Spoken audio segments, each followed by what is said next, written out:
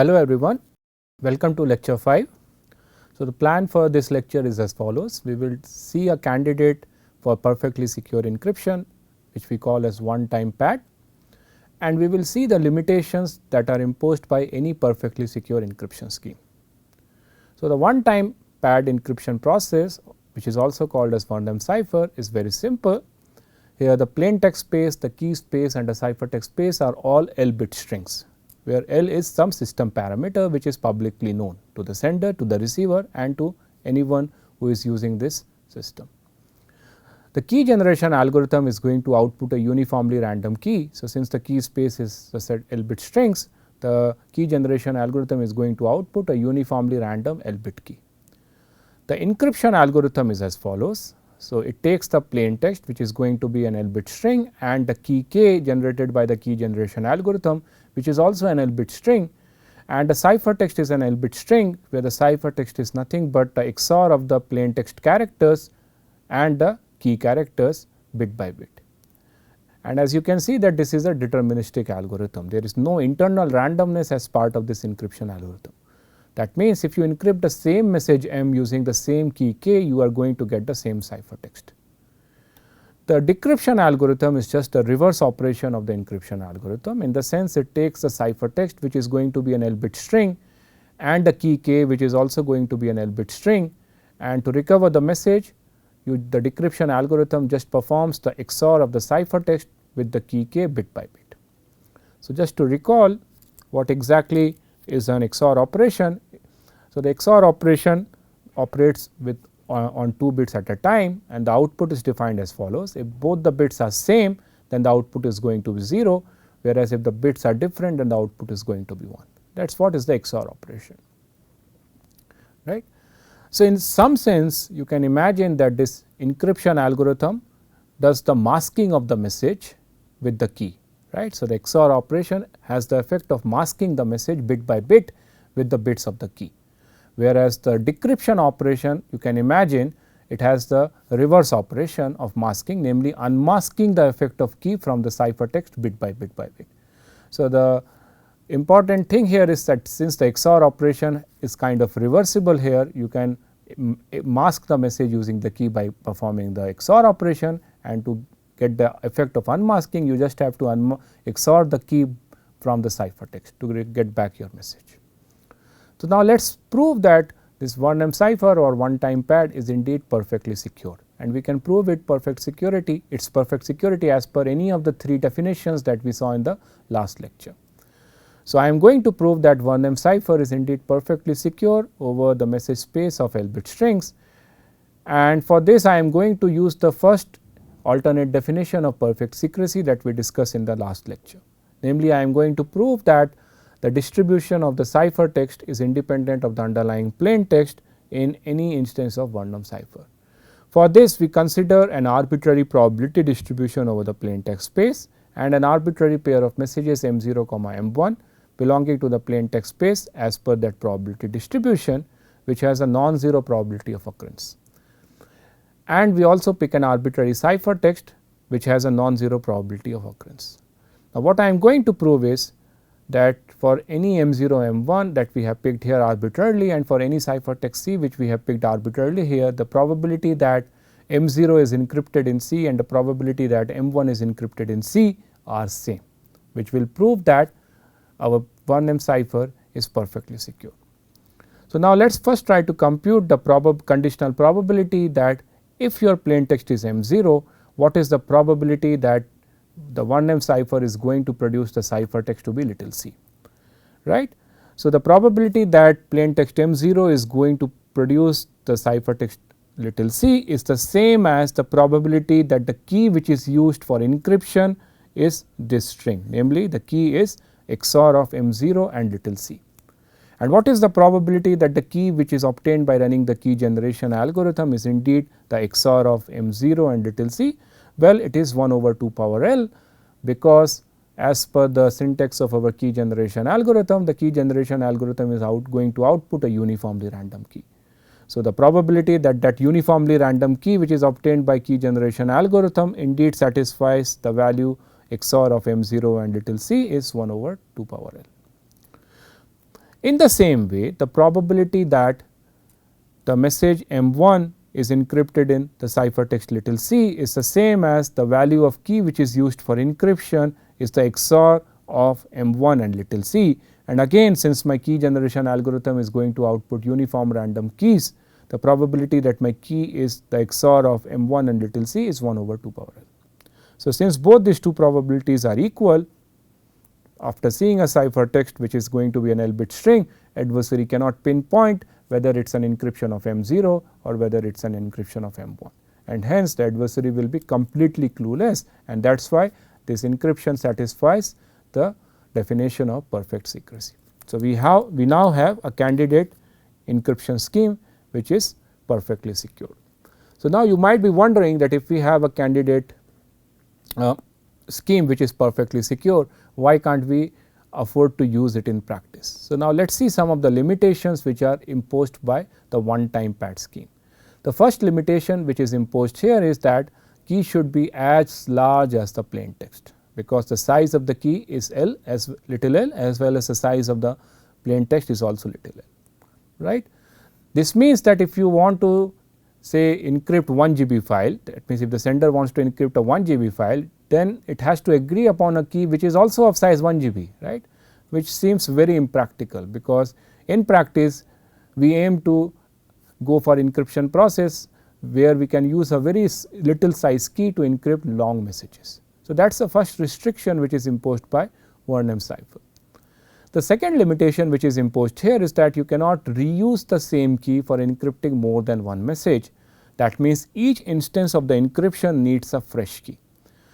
I stress here that when I say here that you cannot reuse the key, I do not mean that you cannot reuse the key in the next instance. What I mean here is that in each instance you have to again run an independent instance or a fresh instance of key generation algorithm. It is fine if the key that you are going to obtain in the next invocation of key generation algorithm is the same which you have obtained in the previous invocation. What is important here is that both these invocations of the key generation are going to output independent outputs. So, from the viewpoint of an adversary or an attacker who is intercepting ciphertext, he will not be knowing that the keys which have been used, whether they are same, whether they are different. From the viewpoint of the attacker, they are independent keys. So, the second restriction which is imposed here is you cannot retain the same key and keep on encrypting multiple messages using the same key. For instance, imagine a scenario where the sender is going to use or retaining the same key k for encrypting two different messages M0 and M1 in sequence. That means it has used the key k for encrypting first the message M0, communicated the ciphertext, and suppose it is again retaining the same value of key instead of again running the key generation algorithm, and it reuses the same key k for encrypting a next message M1, and again the ciphertext is communicated over the channel. And suppose adversary is aware of this fact that the same key has been retained and used by the sender to encrypt two messages M0 and M1. So, now what an attacker can do is the following. Since it has intercepted the ciphertext C0 as well as it has intercepted the ciphertext C1, and it knows the relationship between the messages M0k, M1k and C0 C1, namely it knows that C0 is the XOR of M0 and k, and it knows that C1 is the XOR of M1 and k. If it performs the XOR of C0 and C1, the effect of k is going to vanish, right, because that is what is the property of the XOR operation, because k will be XORed with k itself, which will give you 0, and as a result by performing the XOR of C0 and C1, the adversary is going to obtain the XOR of M0 and M1. So, now you might be wondering how much information is actually revealed by learning the XOR of M0 and M1, and it turns out it is a significant amount of information. And that means we cannot claim the perfect secrecy for this kind of encryption process, where the same key is now retained for encrypting multiple messages. So, here is what Turing Award winner, legendary computer scientist Michael Rabin has to say about one time pad. He says that you should never reuse a one time pad, it is like a toilet paper, because if you reuse it, things can get messy. Right. So, you should never reuse the key. For each instance of the one time pad Vernam cipher, you need to run a key generation algorithm and obtain a fresh key for encrypting your next messages. So, these are the two restrictions imposed by Vernam cipher. Now, a natural question is whether these two restrictions are only with respect to one time pad or one time cipher, or are these two restrictions inherent to any perfectly secure cipher.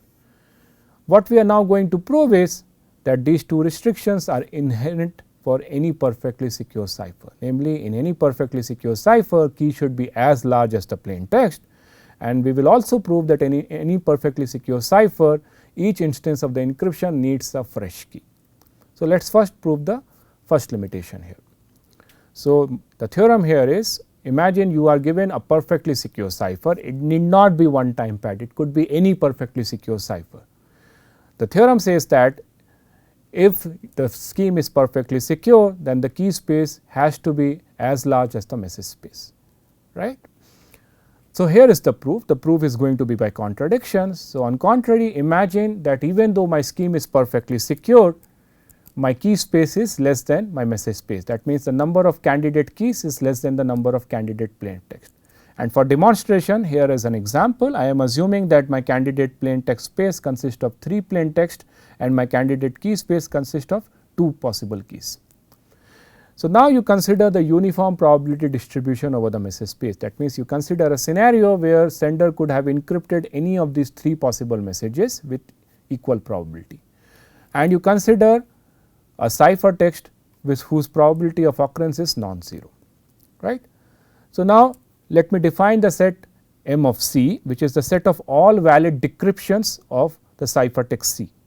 Namely, M of C consists of all plain text M from the plain text space, which I can obtain by decrypting the cipher text C under different candidate keys from the key space, right. So, again in this particular example, if I try to decrypt the cipher text C, I have 2 possible keys. On decrypting cipher text C by K1, I will obtain 1 message, and on decrypting cipher C by the second key K2, I will obtain 2 message.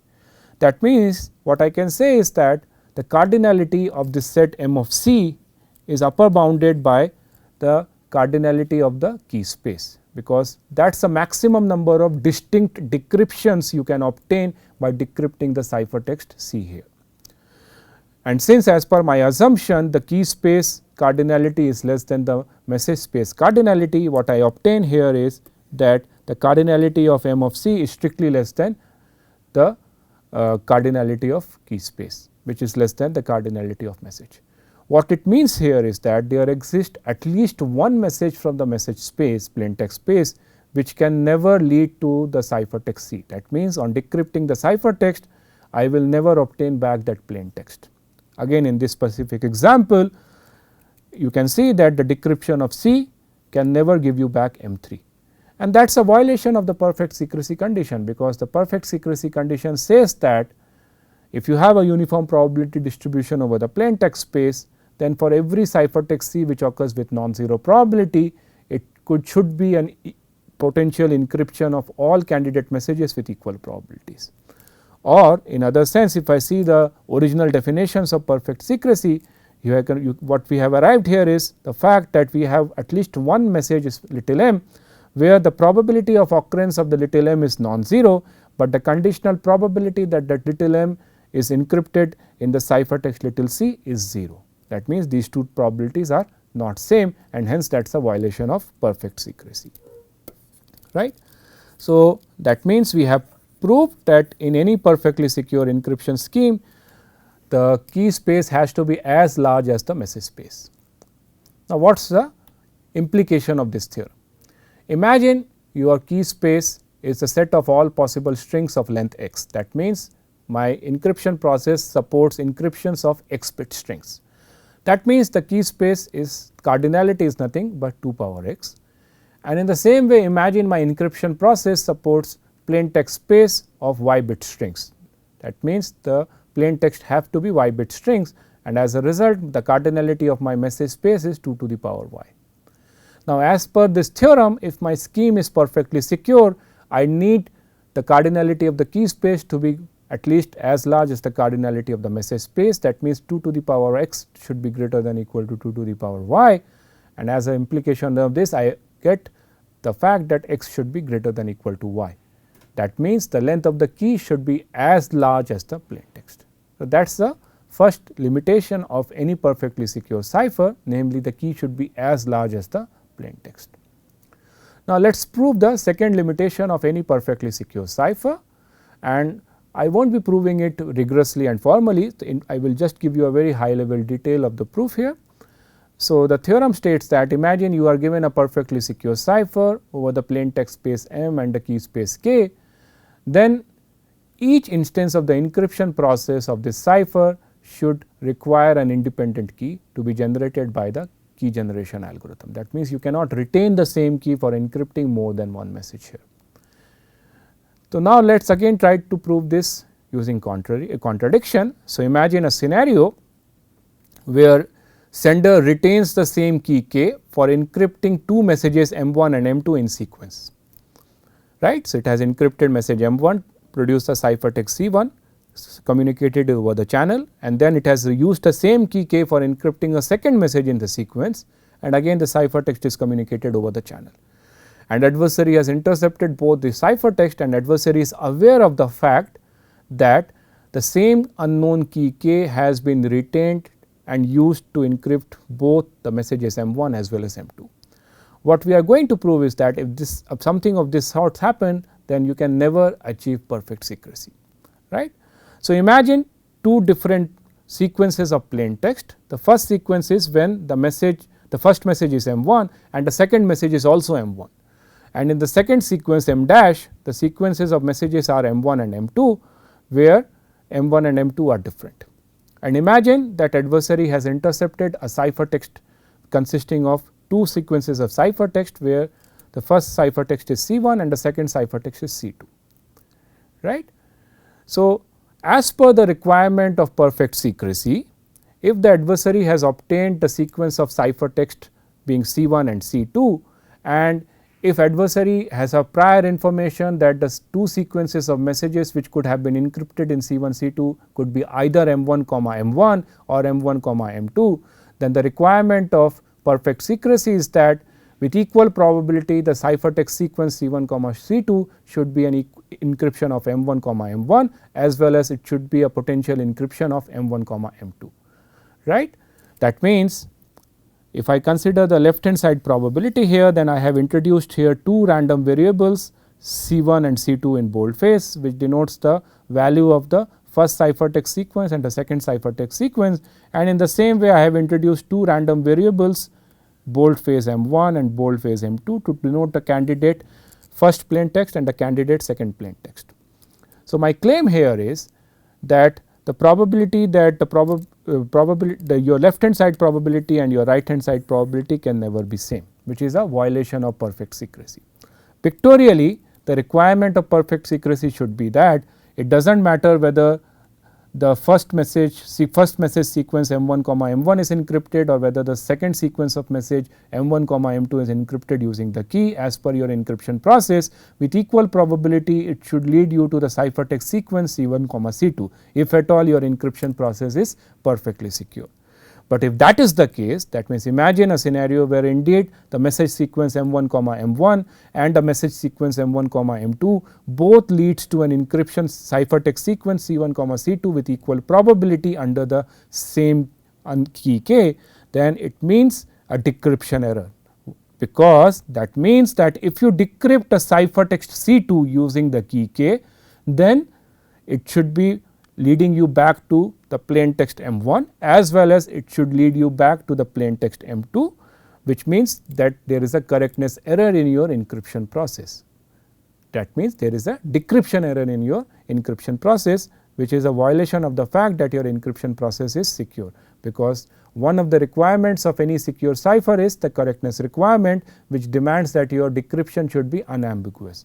But if we are in a scenario like this, where both the message sequence M1 and the message sequence M1 M2 leads to the same ciphertext sequence C1 comma C2, that means if I just decrypt the ciphertext sequence C2, it could lead me back to M1 as well as it could lead me back to M2. That means there is an ambiguity in the decryption of my original encryption process itself, which is a contradiction. This proves informally my theorem that each instance of the encryption process should run a fresh instance of the key generation algorithm, right. So, that brings me to an end of this lecture. Just to summarize, in this lecture we have discussed and candidate perfectly secure encryption process, namely one time pad or Vernam cipher, and we proved its perfect secrecy. We also saw the two restrictions imposed by one time pad, and we argued that these two restrictions, namely the key size being as large as the message and fresh key for each instance of the encryption, are inherent to any perfectly secure encryption process. I hope you enjoyed this lecture. Thank you.